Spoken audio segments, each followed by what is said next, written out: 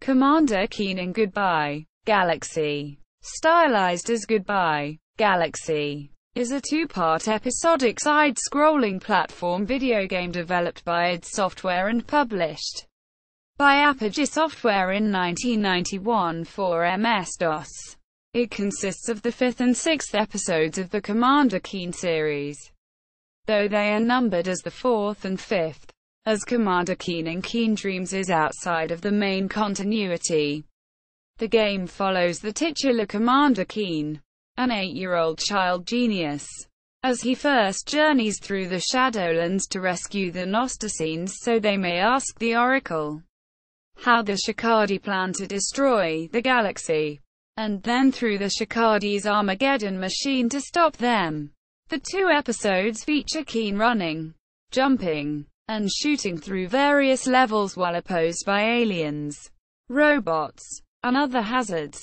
After the success of Commander Keen in Invasion of the Vorticons, the developers of the game, including programmers John Carmack and John Romero, designer Tom Hall, and artist Adrian Carmack, left their jobs at Softisk to found id Software. After making a prototype game in Keen Dreams to develop new ideas such as gameplay changes, graphical enhancements like parallax scrolling, and artistic improvements, the team worked on making a sequel trilogy of episodes from June to December 1991. During development, the last episode was split off to be released as a standalone game, Commander Keen in Aliens Ate My Babysitter, with the remaining two episodes produced as a pair instead of a trilogy. Goodbye Galaxy did not initially sell as well as the first trilogy, which was attributed by the publisher and designer to its lack of a third episode hurting it given the shareware model of publishing. The pair of episodes has since been referred to as Apogee's hottest sellers. However, reviews of the series praised the challenge and humor in the graphics and gameplay, especially in Goodbye Galaxy. Although another Keen game was planned, during development id Software began work on Wolfenstein 3D, and its success, along with the development of Doom, led id to not develop any further Keen games. Gameplay: the two episodes of Commander Keen in Goodbye Galaxy are side-scrolling platform video games. The majority of the game features the player-controlled Commander Keen viewed from the side while moving on a two-dimensional plane. The player can move left and right and can jump, and can use a pogo stick to bounce continuously and jump higher than they can normally with the correct timing. The levels are composed of platforms on which Keen can stand, viewed from slightly above so as to give a pseudo 3D effect, and some platforms allow Keen to jump up through them from below, while others feature fireman's poles that Keen can climb up and down. Keen can also grab onto the edge of platforms and pull himself up. Once entered, the only way to exit a level is to reach the end. Though unlike in the first trilogy of episodes, Commander Keen in Invasion of the Vorticons, the player can save their game at any point. In between levels, the player travels on a two-dimensional map, viewed from above. From the map, the player can enter levels by approaching the entrance or save their progress in the game. Some levels are optional to enter and may be bypassed. Both of the episodes contain a different set of enemies in the levels, which the player must stun or avoid. The first episode contains a variety of alien creatures, including large slugs, giant bouncing mushrooms, and flying bats, while the second contains different types of robots and alien energy beings. Levels can also include hazards, such as dart traps or fire. Touching a hazard or most enemies causes Keen to lose a life, and the game is ended if all of Keen's lives are lost. The episodes feature 3 difficulty settings, which change the number and types of enemies present. While Vorticons contained a ray gun in the in-between episode, Commander Keen in Keen Dreams had pellets that temporarily stunned enemies.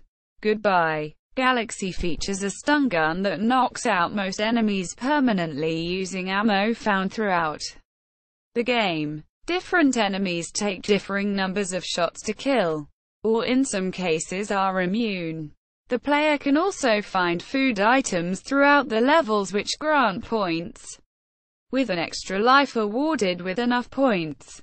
The first episode also contains water droplets which award an extra life for every 100 drops, and the second green drinks which do the same. There are also colored keycards which grant access to locked parts of levels, and items which instantly grant an extra life. Plot. The game is broken up into 2 episodes, Secret of the Oracle, and The Armageddon Machine. In the first episode, having defeated the Grand Intellect in invasion of the Vorticons and saved the Earth, 8-year-old child genius Billy Blaze is building a faster-than-light communications radio. Upon completing it, he hears a transmission announcing that a race of aliens known as the Shikadi are planning to destroy the galaxy. Donning his helmet as Commander Keen, he takes off in his spaceship, first stunning his parents with his neural stunner gun as they call him into dinner for the planet of Gnosticus IV, home of the Oracle and the Gnosticenes that tend it, to find out who the Shikadi are and how they plan to destroy the galaxy. Upon arriving, he is met by a council page, who tells him that the Council of Immortal Gnosticenes have been kidnapped by the Shikadi and taken to the Shadowlands far to the west, leaving monsters and traps to guard them. Keen journeys through the outposts and temples of the Shadowlands, rescuing all of the Gnosticenes, and afterwards they turn on the Oracle machine.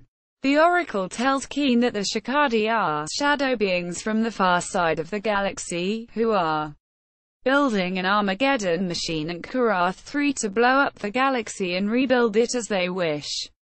Afterwards, as the episode ends, Keen sets off to stop them. In The Armageddon Machine, Keen journeys through the giant Armageddon Machine space station, destroying the subsystems of the machine located in each level. Along the way, he learns that the Shikadi are being led by the Ganalch. After Keen reaches the final level and destroys the quantum explosion dynamo, the Shikadi flee the station, and Keen looks in the control room to find out why the Shikadi wanted to destroy the galaxy. There, he finds a note, written in the series' standard galactic alphabet cipher, from the final boss of the Vorticons trilogy, his school rival Mortimer McMire, whose IQ is a single point higher than Keen's. The note tells Keen that the McMire killed in the previous game was an android replica, that the Ganalch is a mispronunciation of Grand Intellect, his title from the first trilogy, and that the Armageddon machine was itself a distraction, as McMire plans on destroying the universe instead.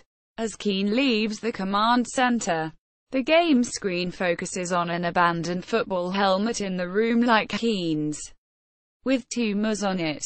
Development. In December 1990, a team of employees from programming studio Softdisk, calling themselves Ideas from the Deep, developed the 3-part video game Commander Keen: An Invasion of the Vorticons. The group, who worked at Softdisk in Shreveport, Louisiana, developing games for the Gamer's Edge video game subscription service and Disc Magazine, was composed of programmers John Romero and John Carmack, designer Tom Hall, artist Adrian Carmack, and manager Jay Wilbur. After the release of the game in December, and the arrival of the first $10,500 royalty check from shareware publisher Apogee Software, the team quit Softdisk and started their own company, id Software, as part of the settlement with Softdisk, made because the team had created the game on the work computers, both in the office after hours and by taking the computers to John Carmack's house on the weekends. they agreed to make a series of games for Softdisk's Gamer's Edge subscription service. As the team began to explore creating another set of Commander Keen games, they made a prototype game for Softdisk, Commander Keen and Keen Dreams, to fulfill their obligations while also helping improve the next full set of Keen games for Invasion of the Vorticons. John Carmack and Romero focused exclusively on the programming, while Adrian Carmack joined late in development and had a personal art style that did not match with the game. As a result, the game was largely shaped by designer Tom Hall's personal experiences and interests. Keen's red sneakers and Green Bay Packers football helmet were items Hall wore as a child. Dead enemies left behind corpses due to his belief that child players should be taught that death had permanent consequences, and enemies were based loosely on his reading of Sigmund Freud's psychological theories, such as that of the id. The team reprised their roles for both Keen Dreams and Goodbye Galaxy, with the addition of programmer Jason Blokowiak for Goodbye Galaxy, and changed the game engine and design for the next Keen games. An increase in graphical quality with parallax scrolling to make the background move at a different speed than the foreground. A pseudo 3D view rather than a side-on view. Ramps rather than solely flat surfaces. Support for sound cards.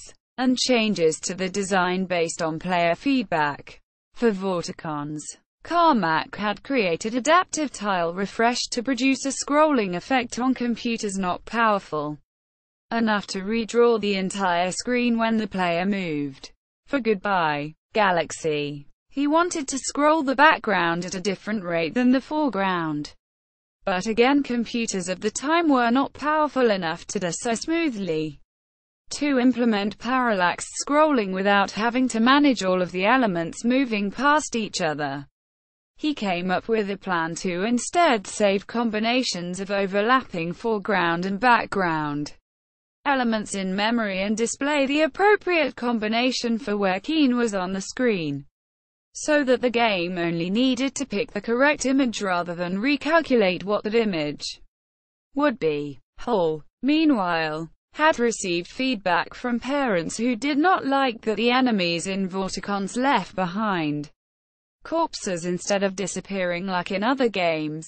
He did not want the violence to have no effects, and so in Dreams replaced the ray gun with pellets that temporarily stunned enemies. He was not satisfied with this change, and while considering ways to remove Keen's parents during the introduction for Goodbye Galaxy, came up with a stun gun which would leave behind permanently stunned enemies. Additionally, music, which was not included in prior Keen games, was added to Goodbye Galaxy, composed by Bobby Prince. In June 1991, with Keen Dreams completed, the id team began working on another trilogy of Commander Keen episodes. The game, Episodes 4-6, was intended to be published as a set named Goodbye Galaxy in the same manner as the first one, released through Apogee, with Episode 4 released for free in order to spur interest in purchasing the other two episodes. By August they had completed a beta version of Episode 4, Secret of the Oracle, and Romero sent it off to a fan he had met from Canada, Mark Rain, who had offered to play test the game. Romero was impressed with the list of bugs that Rain sent back, as well as with his business sense, and proposed bringing him into the company as a probationary president for 6 months in order to help expand their business. Within a few weeks of being hired, Rain made a deal to get it into the commercial market, to take the 6th episode and make it a standalone game, published as a retail title through FormGen instead of part of a shareware trilogy. Id signed the deal, but Scott Miller of Apogee was dismayed. He felt that not having a full trilogy for the shareware game would hurt sales. Also in August 1991, The team moved from Shreveport to Hall's hometown of Madison, Wisconsin, leaving behind Wilbur, who was unwilling to leave a stable job at Softdisk to fully join in with a startup, but picking up programmer Jason Blokowiak, who was working at the time at Softdisk and living at the same house as John Carmack and Wilbur. Once there, the team worked out of a 3-bedroom apartment, with John Carmack living in one of the bedrooms. There, they worked on Goodbye Galaxy, the remaining Softdisk games, and the now standalone Commander Keen in Aliens Ate My Babysitter between August and December. A software catalog released by Apogee in June initially listed the game as planned for September 21, 1991, but this release date was not followed. As it grew colder, they increasingly spent all of their time in the apartment, making the games and designing a game that would later become Wolfenstein 3D. Despite being listed numerically as the 6th episode, because Aliens Ate My Babysitter had a different publisher and schedule, it was developed after Secret of the Oracle, but before The Armageddon Machine. The 5th episode, however, was created in less than 1 month. Reception. After its release in December 1991, Goodbye Galaxy met with sales about a third of the original trilogy, which had made $20,000 in its first 2 weeks and $60,000 a month by June 1991. Scott Miller of Apogee blamed the falling sales on the lack of a third episode, which he felt undercut the shareware model of the game. Tom Hall has also claimed that the split hurt the sales of the shareware game, though he has said that they still did decently, though. PC Zone, in its first issue in 1993, quoted shareware distributors as saying Goodbye Galaxy was one of the top shareware sellers of 1992, behind Wolfenstein 3D. IGN has also referred to the pair of episodes as Apogee's hottest sellers. Tom Hall has claimed The Armageddon Machine as the best Commander Keen episode and his favorite. In October 1992, the Shareware Industry Awards gave the Commander Keen series the Best Entertainment Software and Best Overall award. A review of the entire Commander Keen series in 1993 by Sandy Peterson in the first Eye of the Monitor column for Dragon described the series as action games with hilarious graphics, acknowledging its debt to Super Mario Bros. He called it, especially Goodbye Galaxy, one of the best games of its type, and praised that it was not mindlessly hard, instead requiring some thought to play through, and especially the humor in the graphics and gameplay. Legacy. id Software did not produce any more games in the Commander Keen series after Goodbye Galaxy, besides the co-developed Aliens Ate My Babysitter. Another trilogy of episodes, titled The Universe is Toast, was planned for December 1992. But was cancelled after the success of id's Wolfenstein 3D and development focus on Doom. A final Keen game, Commander Keen, was developed for the Game Boy Color in 2001 by David A. Palmer Productions in association with id Software, and published by Activision. Goodbye Galaxy has been released as part of several collections since its first release. The id Anthology compilation in 1996, a compilation released by Apogee in 1998 of Invasion of the Vorticons and Goodbye Galaxy, a similar compilation in 2001 by 3D Realms titled Commander Keen Combo CD, and the 3D Realms Anthology in 2014. They have also been released for modern computers through a DOS emulator, and sold through Steam since 2007 as a part of the Commander Keen Complete Pack. According to Steam Spy, as of June 2016 approximately 200,000 copies have been sold through Steam. One of the enemies created for Secret of the Oracle, the Dopefish, has since the game's release become a video game industry in-joke, making cameo appearances in other games. The dopefish, which Hall describes as just a stupid green fish, is described in Secret of the Oracle as the second dumbest creature in the universe. It has appeared in dozens of other games since its initial appearance. Sources: Kushner, David. The 11th of May 2004. Masters of Doom. How two guys created an empire and transformed pop culture. Random House. ISBN 978-08129-72153. Official 3D Realms site for Goodbye Galaxy, including download for Secret of the Oracle. Secret of the Oracle can be played for free in the browser at the Internet Archive.